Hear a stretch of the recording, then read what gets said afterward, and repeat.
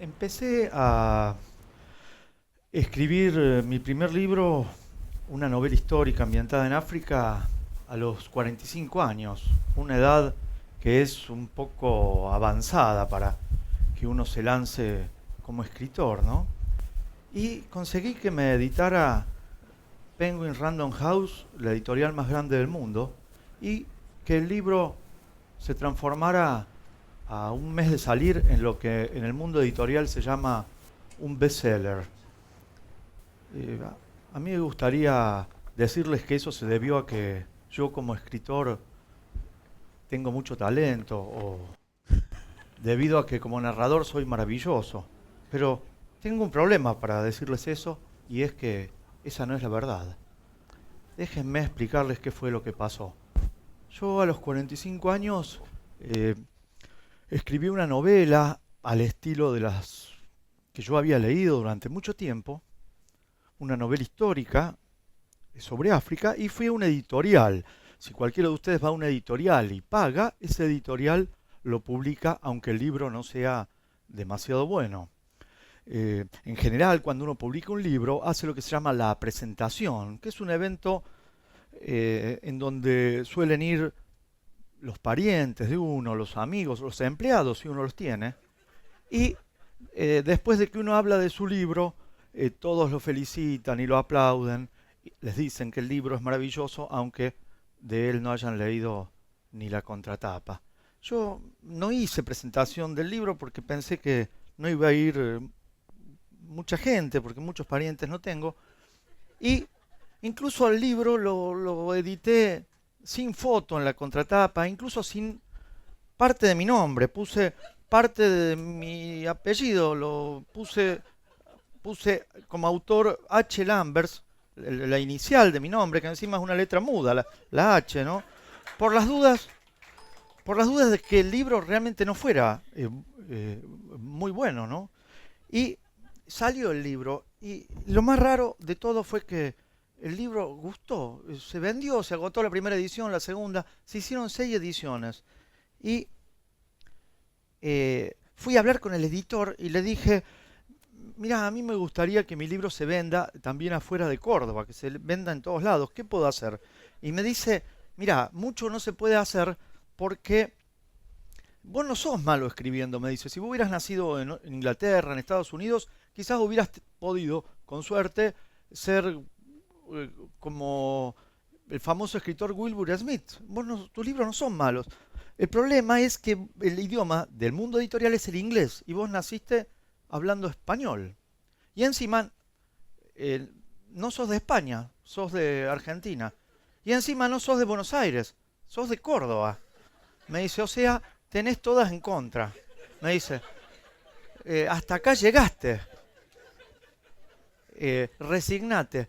Y yo no me quise resignar y lo que hice fue averiguar en internet sobre el mundo de las editoriales. Y lo que descubrí no era tan alentador, porque decía que las grandes editoriales recibían, hay dos grandes editoriales en Argentina, recibían todos los años más de 1000 manuscritos o libros de autores nuevos y eran tantos que no tenían ni tiempo para leerlos. Y además no necesitaban nuevos autores. Así que yo lo que hice fue conseguirme los nombres de los 120 empleados de la editorial más grande del mundo y les envié un ejemplar de mi libro a cada uno de ellos en un sobre de papel madera con una notita que decía, yo sé que a ustedes les llegan más de 1000 ejemplares por año que ni los leen, pero necesito que aunque sea uno de ustedes dedique 10 minutos a leer mi libro y me mande un mail diciéndome si les gustó o no. Si no lo hacen, yo les voy a seguir enviando un ejemplar a cada uno de ustedes todos los meses durante los próximos 5 años. Dicen que cuando llegó el empleado del Correo Central con los 120 sobres de papel madera, estos fueron distribuidos y estaban en todos los escritorios de la editorial. Dicen que hasta 2 de los guardias de seguridad de la entrada recibieron el suyo. Y uno de los editores dijo, bueno, que alguien lea, aunque sea esos 10 minutos, el libro de este hombre, porque si no nos va a volver locos a todos. Y, y así fue, lo leyó uno, le gustó y me llamaron y me contrataron. Yo me sentí muy importante. pero no era tan importante. Porque pasó un año y no tuve noticias y me llegó un mail al año que me decía, lo felicitamos, su libro es uno de los 3 más vendidos de la Argentina. Yo pensé que había sido un error porque el libro no había salido. Pero a la semana me llega otro mail y me dice, lo volvemos a felicitar, su libro es el más vendido de la Argentina. Yo ya ahí me di cuenta que algo raro había, ¿no? Entonces busqué en internet el libro y lo veo con una tapa distinta al que yo lo había editado en la primera instancia y existía el libro. Entonces esa misma noche me tomo un ómnibus Chevalier y viajo a Buenos Aires para conocer mi libro, porque en realidad lo que había sucedido es que los libros se editan y venden en Buenos Aires y a Córdoba llegan a los 20 días. Y donde se define si un libro es un bestseller o no es en Buenos Aires y Gran Buenos Aires. Entonces me tomé un Chevalier, bajé el sábado a la noche, bajé el domingo en la terminal de Buenos Aires y me fui a un shopping, el único lugar que estaba abierto, y compré unos ejemplares de mi libro y así fue que lo pude conocer. Y ahí me empezaron a hacer entrevistas de los diarios y de las radios, ¿no? Y me preguntaban muchos por qué se vendía mi libro, ¿no? Siendo que no había sido ni presentado. Yo les decía que creía que era porque yo escribía de una forma simple, una forma llana, en una época como esta, donde ustedes habrán visto que hay una tendencia a hablar y a escribir en forma complicada. Es como si el escribir en forma difícil lo hiciera uno más distinguido, ¿no? Pero se da en todo. Por ejemplo, el otro día fui a comer a un restaurante que quizás algunos conozcan de Buenos Aires, el Palacio de la Papa Frita, uno que está en Avenida Corrientes. Me siento y pido la carta, la leo, lo llamo al mozo y le digo, mozo, le digo, este es el Palacio de la Papa Frita, dígame, ¿no tienen más milanesas con papas fritas? Y me dicen, sí, dice, ahí están, lea, y me señala. Y yo leo y decía, carne de bovino de las Pampas, fileteado y rebozado con farináceos multiespeciados, con reducción de papas americanas regadas al aceite. Y le digo, mozo, pero acá no están las milanesas con papas fritas. Y me dice, sí, son esas. Y le digo, pero ¿y entonces por qué no le ponen milanesa con papas fritas? Y me dice, y no, dice, lo que pasa es que si lo ponemos con ese nombre, lo podemos cobrar el doble. Y encima la porción que les servimos es la mitad de grande. Y con todo pasa eso. Yo tengo una amiga que tiene unos 35 años y siempre me presenta a sus novios y de alguna forma los promociona, ¿no? Hace poco me trae uno y me lo presenta, me dice, él es Joe, me dice, porque siempre tiene un nombre o un sobrenombre así inglés, él es Joe. Joe, le digo, qué bien, le digo, ¿a qué se dedica él? Me dice, él es transportista, acopiador temporario, interurbano, de commodities y afines. Le digo, qué bárbaro. Me llevó una semana darme cuenta que en realidad lo que era yo es lo que todos conocemos como el tradicional camionero. Poco tiempo después esta chica volvió a traerme otro, porque es de andar cambiando y de... Bueno, y me dice, él es Peter.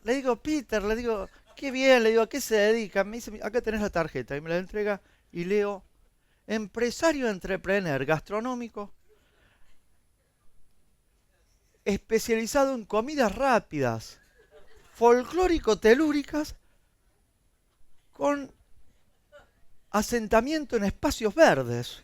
Y le digo, qué bárbaro, le digo, al fin enganchaste a alguien como la gente, le digo.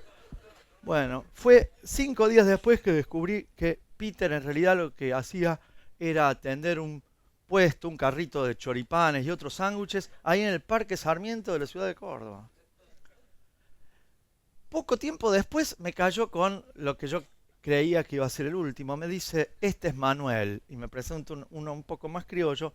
Me dice, él es especialista en problemas de conducta en equinos marginales. Ese ya me di cuenta enseguida que era domador de caballos, ¿no? Y por último, ya espero que sea el último, me cae con otro. Me dice Johnny, Johnny, le digo, ¿qué hace este muchacho? Me dice, mira, te doy el folleto de la actividad que él hace con la hermana, el negocio que él tiene. Y leo, multiespacio de desarrollo lúdico, cognitivo y cultural orientado a la primera edad. ese me di cuenta enseguida que lo que tenía era una guardería. Es decir, hay una tendencia a presentar las cosas más difíciles de lo que son, ¿no? Y es algo que nos pasa también con el idioma inglés. El otro día voy a la editorial, me toca hablar con la gente de marketing y llego y apenas llego me dicen dos chicas en un escritorio, tenemos listos los banners, los claims, los book trailers, los POP y los PVP. No vas a hacer un one hit wonder, sino un page turner. En Pocket, en Trade. Y la miro yo sorprendido. Porque yo inglés hablo, pero no sabía que lo tenía que repasar para ir a una editorial que queda en San Telmo, en un barrio tan porteño de Buenos Aires, Argentina, ¿no? Y le digo, Pocket, Trade, sí, Trade, me dice, no ebook, Trade. Y abre la puerta y entra una chica. Y yo digo, bueno, espero que esta hable español, como yo. Me da la mano la recién llegada y me dice, sorry, Beverly Bergalis, Social Media Community Manager. La miro y le digo, Community Manager, Facebook, me contesta, aclarándome, Facebook, Twitter, and so on. Yo me quedé sorprendido y ahí nomás agarré un lápiz que estaba sobre el escritorio y le dije, this is a pencil. Is this a pencil? Y ahí noté que me miraban con un poco más de respeto, ¿no? No les dejé reaccionar, les dije, is the dog under the table? Mientras buscaban una mascota debajo del escritorio, continué. I am the pupil. Are you the teacher? Y ahí veo que entra el director de la editorial al salón y me dice, ¿qué están diciendo? Teacher, pupil. Y le digo, mirá, yo vengo acá y se me ponen a hablar en inglés, le dije, y yo me voy a largar, no me voy a quedar atrás. Le digo, yo me largo con lo que sé. Y bueno, fue eso con lo que me largué, ¿no? No, les digo que es un poco difícil. Otra cosa que me preguntan mucho es si ha cambiado mucho mi vida como escritor. Y yo les comento que no es que haya cambiado yo, pero la gente a uno lo ve diferente. Por ejemplo, a mí antes de ser escritor, físicamente de mí decían, es un gordo colorado. Ahora, siendo escritor, ¿qué dicen? Es un rubio corpulento. Antes, por ejemplo, si yo me pasaba una mañana sentado en un bar sin hacer nada, decían, ¿cómo se nota que este está bien al vicio? En cambio, ahora, ¿qué dicen? ¿Qué historias estará imaginando? Si yo antes en ese bar veía pasar un grupo de veinteañeras y llevado por la magia del momento les decía un piropo, decían, antes no hay nada más triste que ver un viejo baboso. Nada más patético que un veterano que la va de galán. Ahora, ¿qué dicen? Es el último de los románticos. Hombres así ya no quedan. Sí, a uno lo ven diferente. Bueno, y para resumir, ¿qué fue...? Para resumir, terminé escribiendo 5 libros que se venden ahora en 40 países, todos llegaron a ser bestsellers, y uno se pregunta a qué se debió esto. Yo creo que básicamente a mi forma simple de escribir y hasta de hablar, pero por sobre todo a mi voluntad, ¿no? La que quizás sea mi único talento. Esa voluntad que los de la editorial reconocieron cuando vieron llegar esa catarata de libros, y aquellos reconocieron el hecho de que cuando un proyecto es bueno, y por detrás de él hay una voluntad suficientemente poderosa, a ese proyecto ni ellos ni nadie lo puede frenar. Eso es todo.